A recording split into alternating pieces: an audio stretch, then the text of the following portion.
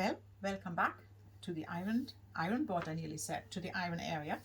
That said, these mats are actually really good if you want to iron flat, but bear in mind the steam will still go through, so you still need a table protector because these are work tables and your dining room table won't be that forgiving. But in general, these mats are quite good. I can recommend them. So your apron, you want to have a visible 13 centimeters either side of the middle. So you mark yourself that. That is your finished upper width, 26. So therefore we are placing that shape here. See, the shape is a bit longer because sometimes you have a broader fabric and then you just use it as an extension. So it doesn't matter now if there's something hanging over. So you just make sure it is flat up here and then wherever it hits there. So this is your final here. So you go flat here, there. So, and then the visible stitch, like the visible width, stops here. So when we cut that out now, we need to give it a bit of seam allowance. You only give it 1 centimeter of seam allowance because you don't need more, and there's no point cutting it back off after. So you just go in here and stay 1 centimeter away and cut it up like that. So, and now rather than putting your shape mirror to the other side and hoping for the best, we better take this part, mirroring it over and laying it onto here, and that gives us the reassurance that we took off exactly the same amount and in the same shape, left and right. And obviously, as we cut it with a seam allowance here, we can now just follow this line exact. So we do that. Okay, so you see that here, that's our 13 centimeter either side plus the centimeter seam allowance. So now we need to cut out the facings, and as we are frugal, we are cutting out the facings of the stuff we have cut off. So that goes a bit direction zero waste pattern. There's no point using something else and disregarding that. So you need this facing now. You need the shape of this. So you will find you need to unpick, apologies.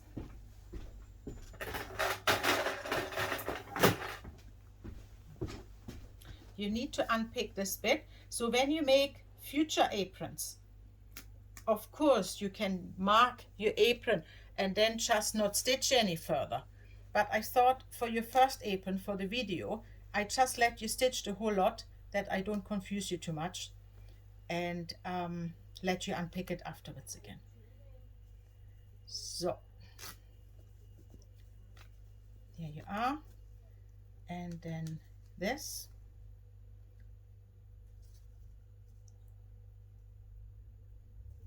So you do that either side, that you get the full length of fabric, and then you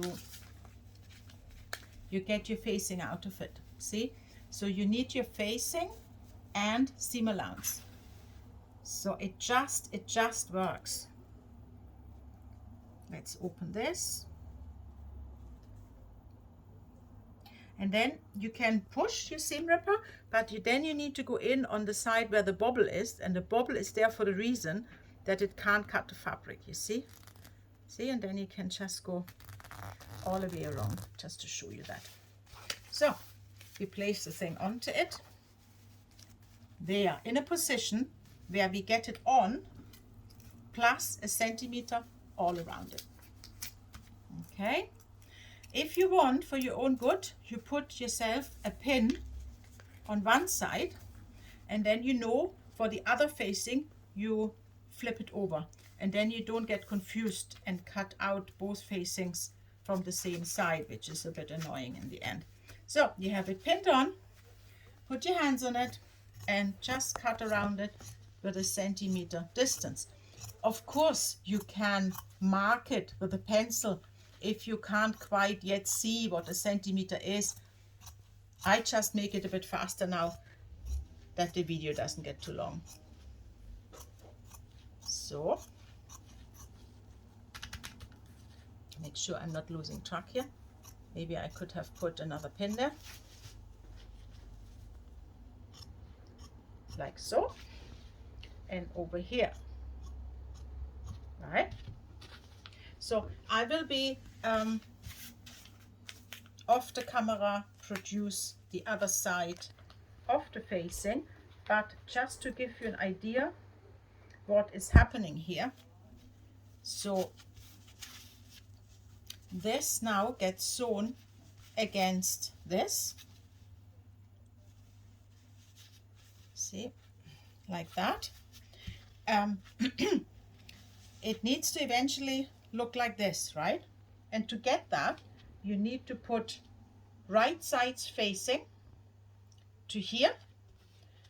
You sew it with a centimeter seam allowance, and then you fold it over and you iron it in, and then we also need to fold the sides in.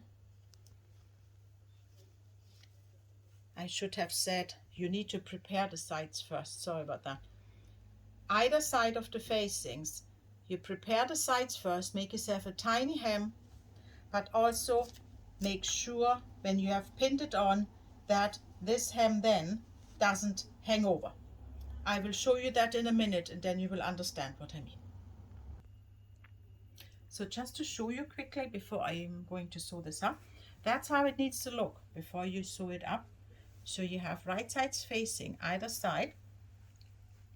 Okay, so and just to show you what I meant with the small hems either side of these strips. So if I just roughly pin that on to fold it over, so if that comes over to the back, it comes to kind of here, you see, and therefore if you have your two little hems here, it will just sit like that then. And it's okay, it's not meant to go to the end, it's meant to have a bit of a distance, okay? So what you do is you first make a small hem, small folded over, stitch that down either side before you then stitch it onto this. And there's something else you can prepare. You have got a second piece of webbing, apron tape rather. You half it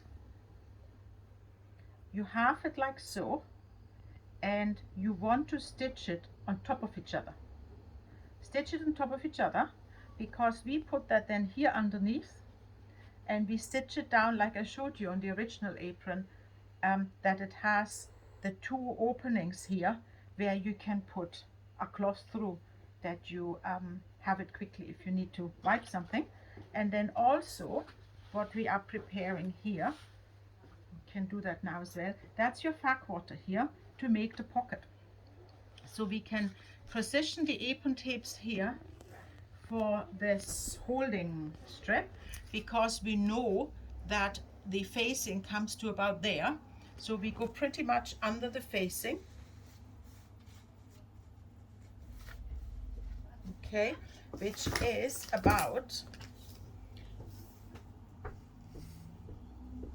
so see here, it's about 33 centimeters from the top is this strip, and then 40 centimeters from the top is the beginning of your pockets. If the pockets were any lower, then when you bend, everything would just fall out. So the pockets go here, and you see I have already folded it over like that, because then you have a doubled up pocket. First, that's a bit thicker as a fabric, because this fac water is normal fabric, patchwork fabric, so it is thinner than your soft furnishing weight for the apron, but doubled up you're about the same, so it doesn't look kind of flimsy on the apron. And then we need to see width space. So if the pocket is too big, it's not so nice. If the pocket is too small, you can't do anything with it. So usually it looks quite nice if the pocket starts about 14 centimeters in either side. So 14 here and 14 here, so we come a bit in. So like that. And then in the end we stitch the middle line down, and that gives you 2 reasonable pockets. And then we need to see we don't make it too deep. So I think a depth of this is maybe quite nice. So what is this? 19. So we make it 20. We make it 20 deep, 14 in from either side. So then we end up with, let me get the math right. This just doesn't want to lay. So 14, 14. So the pocket is thereabouts 36 centimeters wide, and it is 20 centimeters deep. So what you do with this is, now that you know your visible dimensions, you iron that in. So let me do that. So obviously we can iron it in like so. We don't need to waste all that overage of fabric. We iron it in. And then we said we wanted 36 wide. 36 is here. So we fold it over here, line it up that you don't get squint lines. And then you always check on this side, 36, and you also check down here. And then the likelihood is quite high that this is a proper rectangle here. And then you can cut that off. So I have left like a 15 millimeter seam allowance, 5/8 of an inch. And you do the same over here. And what's left over can be used for some future project. And then we said we wanted 20 centimeters deep. So we go on 20. 20 is here. And then you put a wee pin, and then you put 20 in the middle. So see, these are glass-headed pins. So when if the iron goes over them, it doesn't matter. But watch that you don't do this with plastic pins, because then the iron will melt the plastic and the color of the plastic will garnish your pocket. And then you just fold it over where the pins are, see here, and you can press over that like so. And then you reduce that to 15 millimeter seam allowance. There we are. Take the pins out and press it down a bit more. Make sure it's all nice and straight. It's really the saying 80% pressed and only 20% sewn. That's really the case. The nicer you press everything, and it's not ironing, it is actually pressing. So you press down. It's meant to hold. It's not meant to look pretty as a blouse. It's something. With the pressing and in sewing, you are forcing fabric to go somewhere where it naturally wouldn't want to go, and that's why you need to apply quite some pressure to get it down. So that's our pocket prepared, and then let's meet again on the sewing machine.